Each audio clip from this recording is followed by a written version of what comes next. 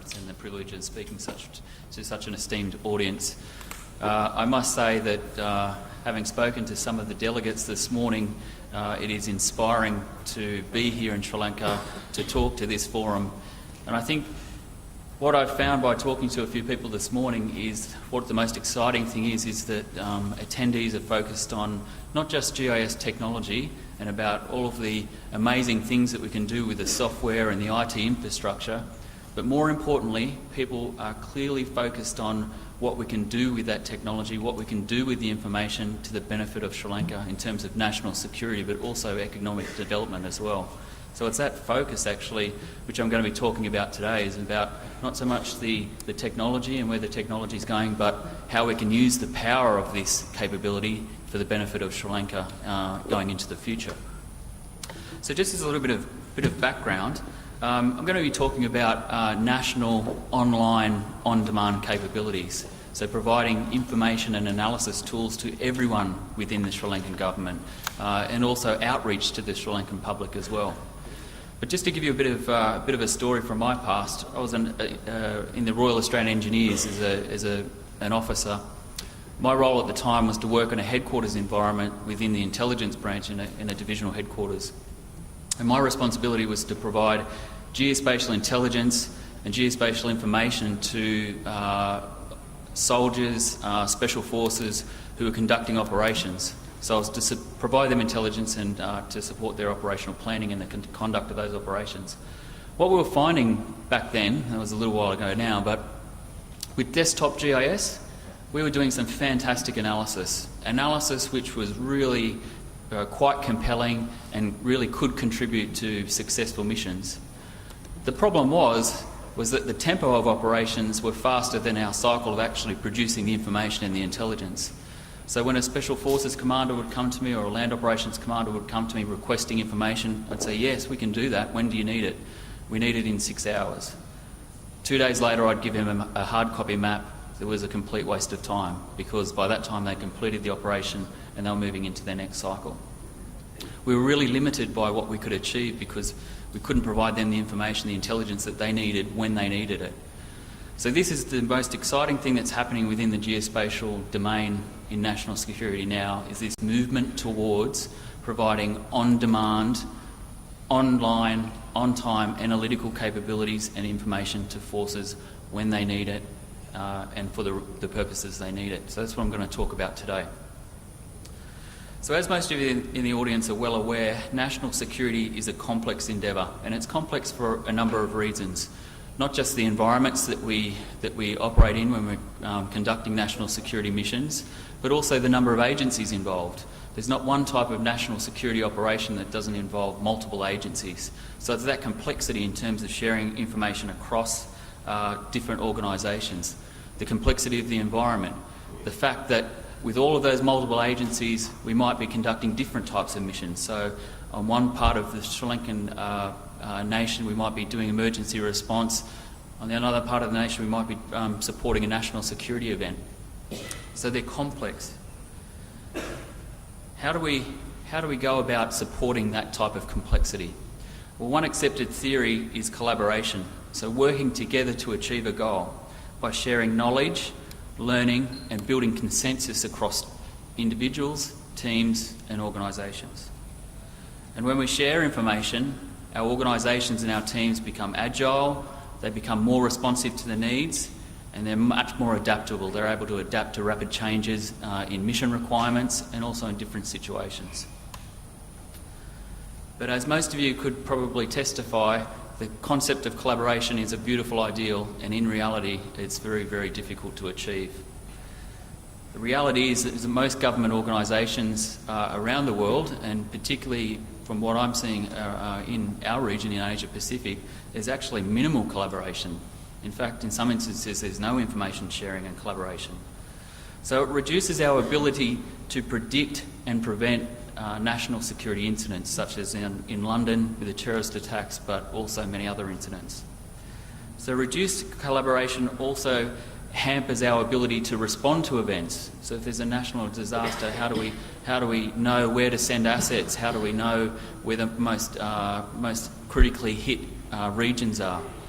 So it reduces our ability to respond. It also reduces our ability to recover. If we're not sharing information and we're not working collaboratively across all government organisations, how is it that we can effectively support the community in these national security incidents? My colleague Craig Pittman, who's speaking after me today, we worked with the Philippine government in the aftermath of Typhoon Yolanda last year. And one of the key messages and one of the lessons learned that came out of that response was the inability of the government to work collaboratively. Couldn't share information across organisations, and they just didn't have a culture of sharing. So the Philippine government, to their credit, has taken great initiatives now to actually implement a culture of sharing information and working collaboratively. And what they're working towards, as well as a number of governments around the region now, is this whole concept of a unified national security approach in terms of information sharing, mission planning, and intelligence and other activities. So providing this common enterprise platform for shared situational awareness, enhanced decision making and unity of action, bringing together all information available to government so that commanders and leaders within the government can make effective decisions to support national security. So this whole concept of collaboration is built from a geographic perspective. We talk about collaboration in really three different ways. Giving users within an organisation the ability to bring information together from different organisations across government.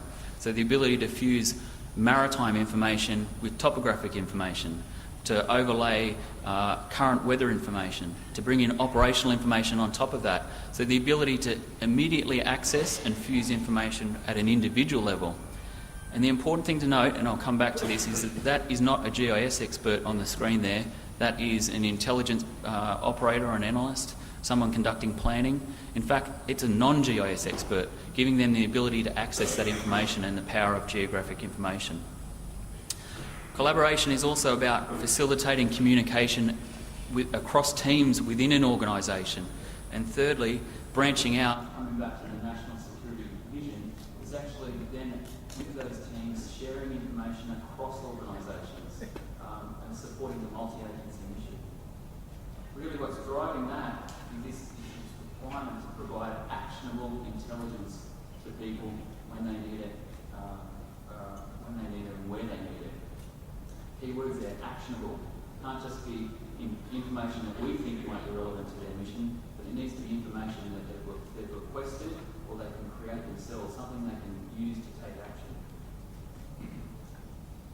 So there really is this vision now across a number of government organisations, the United States, Australia, the Philippines, as I mentioned. Like I mentioned, many nations that are going down this path. And it's about the ability to empower everyone within government to access, use, share, and most importantly in my mind, contribute geospatial information back into the government's corporate knowledge. And it needs to be online and on demand. And I'm not just talking about data, I'm talking about tools, analytical tools, web applications, resources, analytical models, as well as the data. So it's giving the power of this capability to everyone within government. So how are geospatial agencies positioning themselves to provide this capability? I'll just give you a quick example from the United States. I know it's a good example, but a lot of other nations are kind of going down this path as well. This strategy from the National Geospatial Intelligence Agency in the United States is available online. You can actually download it. It's a very good read. And what they're talking about doing is actually what we've just discussed, is putting the power of geospatial intelligence into the hands of the non-GIS expert. So the guy who's on the ground doing the mission, doing the hard yards, they have access to the most up-to-date information and tools to get the job done. On demand, online, the improved ability to discover and access information, as well as an integrated analytic environment, so that the people who are doing the job are able to conduct analysis which is specific to their mission needs, taking away that reliance on the GIS expert to kind of provide them information which is 2 days too late. So pushing that capability to the guys in the field. As I said, it's not just NGA, it's not just the biggest geospatial intelligence agency in the world, It's also a number of organisations around the world, and I've just put up a couple there at the local and state level in the United States, also Australia. But there are also geospatial strategies available online from New Zealand, Indonesia, a number of other countries around the region as well, and they all have a consistent message. And these are kind of the 5 consistent messages that we're seeing from these national level vision statements on geospatial support to national security. Ultimately, they want to increase collaboration, and we all accept that it provides an increased agility, responsiveness, and adaptability. So the key messages that are coming out of all of these strategies, and they are very consistent, is about empowering users, which I've talked about, ability to access, use and share, and contribute information back into the enterprise holdings. More advanced and timely analytical capabilities, so not just doing the typical route analysis or line of sight analysis, talking about predictive analysis, being able to anticipate how humans may use the geography around them so we can make better, clearer decisions. They also highlight the absolute importance of the government providing authoritative, current and relevant information. So making sure that everyone within government is operating off the same authorised, accurate data set, rather than having organisations operating on different data sets, because as military personnel you understand the dangers, inherent dangers in that. It's also about, they talk about providing flexible, scalable and secure IT infrastructure, and I understand there's a number of initiatives in Sri Lanka to head down that path of establishing private cloud infrastructure for government that's on your own secure networks as opposed to having a reliance on the internet. And then what these governments are doing with their strategies as well is positioning themselves so that they can rapidly exploit new technology as it's becoming available. So making sure that the IT infrastructures and their organisations are open, they're based on open standards, so that when new technology emerges, they can rapidly implement it within their organisation. So they're kind of the 5 key messages which are coming out of these strategic visions for government. So how does this vision become reality? Now, I'm going to talk about technology now, but these visions don't become reality just because the technology is available. These visions are becoming reality because of a strong leadership within government and also a shared vision across these agencies that we're going to collaborate and we're going to work this way. It just happens that the technology is now at a point to be able to support this vision, and I'll talk to that for this little while now. So traditionally, as you'll see there on the left, GIS has been about desktop applications, about having powerful analytical tools and information locked up on someone's desktop. As I explained in my story, whilst it's fantastic, to guys who are conducting missions, it's not very useful. So the architecture of GIS has progressed now, so that you can see on the right there we're heading to this web GIS concept. And when I say web, I don't mean just about internet, I'm talking about secure networks as well. The architecture on the right is equally applicable in a battalion headquarters as it is for a whole of government enterprise. And what it's about is providing authoritative foundation information, analytical tools and resources to people on any device, desktop, web applications and also mobile devices, putting the power of geospatial intelligence into the hands of those conducting missions. So empowering the user, and also I'll talk about public access soon, but getting this information out to people who need it when they need it, based on a private, secure, cloud-based infrastructure, supported by capable, well-trained geospatial intelligence professionals. Now, we're talking about pushing GIS out to people who are non-GIS experts, but the role of the GIS expert becomes absolutely critically important. They're providing the authoritative content, they're building the applications and resources and making that available to people within government. They effectively become the enabler of this whole capability.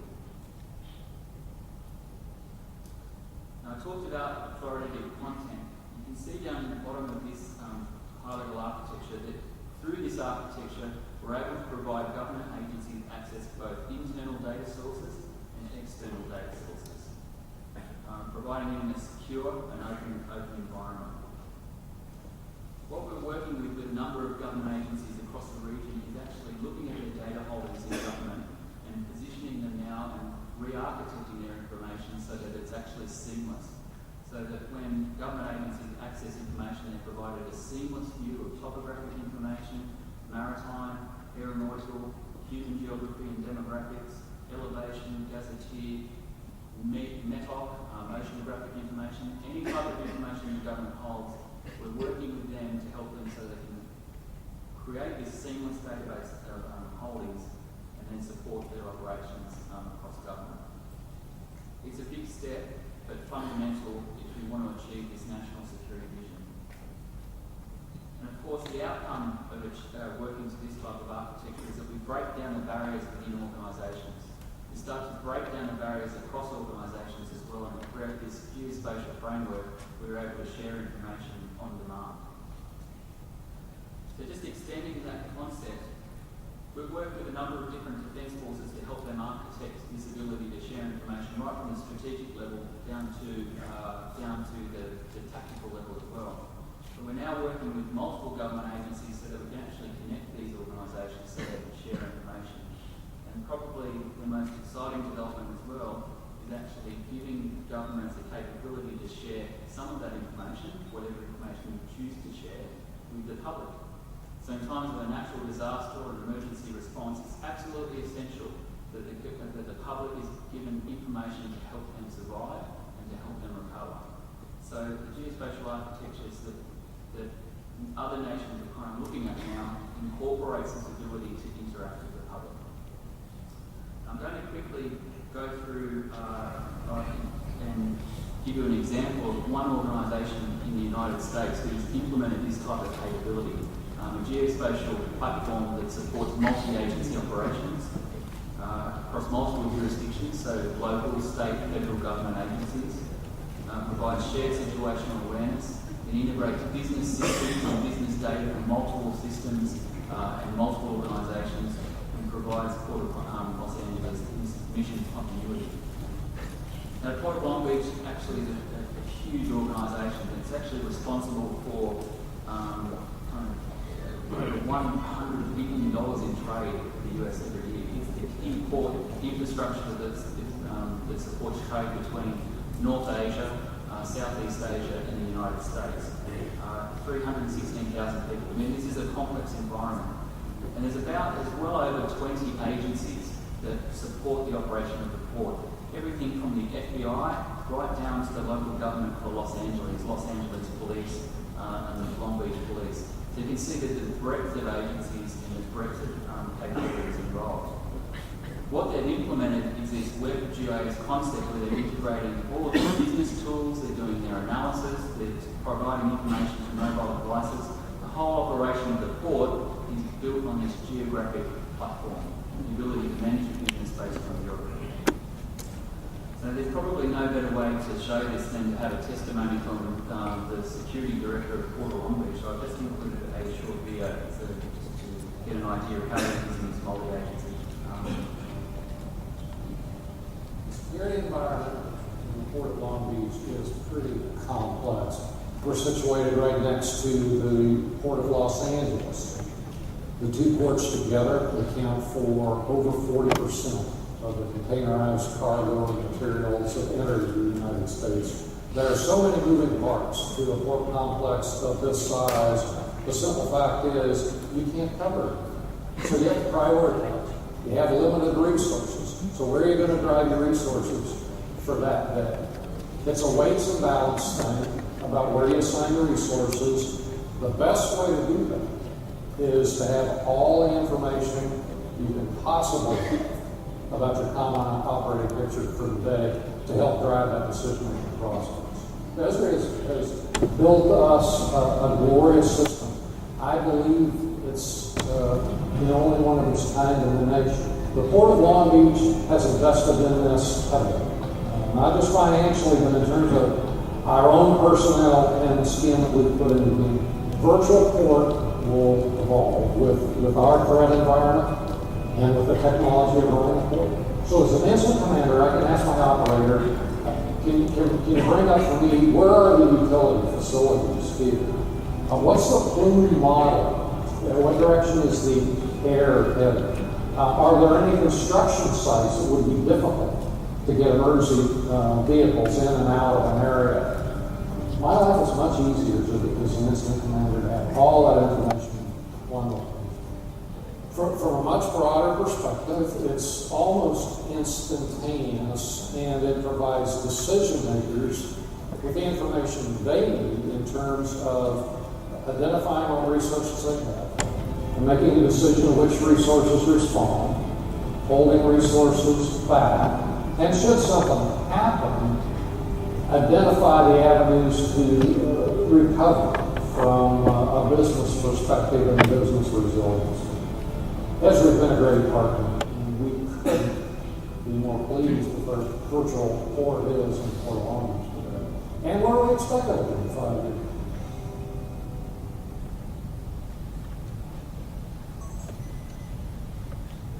Okay, so just to wrap up, I thought that would be a good example to show that there are organisations around the world that are implementing this type of capability and adopting that multi-agency approach to how they conduct their missions. And I thought that actually the Port of Long Beach would be kind of relevant to the situation in Sri Lanka. I know the support outside my home.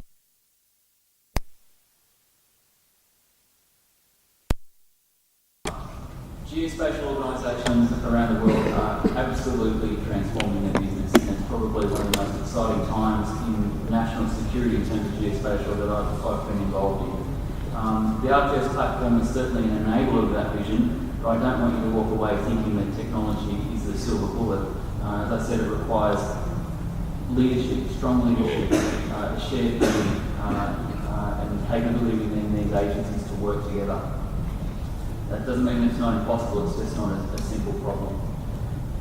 But really, the focus of where national security agencies are going now is about empowering the user, the non-GIS expert, giving them the capabilities they need to do their job when they need it.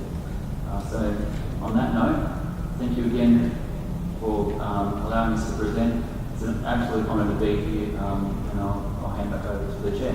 Thank you.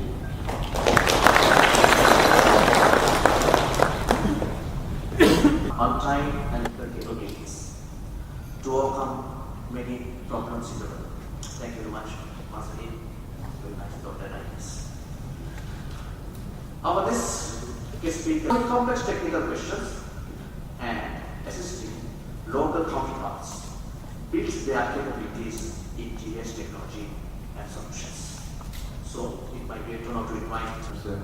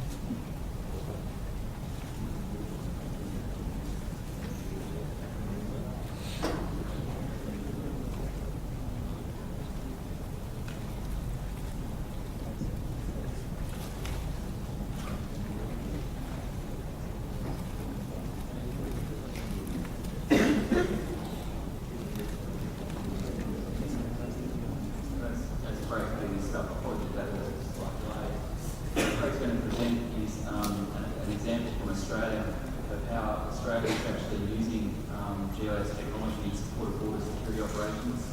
It's based on an example scenario which happened a few years ago. It's going to demonstrate how some of the concepts I was talking about in terms of information integration, predictive analysis, so understanding how the enemy or in this case a suspect ship can use the environment to their benefit. And then most importantly, he's going to talk about once you've had that type of analysis, how you actually get it out to people who are actually doing the mission planning and doing the intelligence activities to actually support the mission. So it's a very good presentation. It's way to get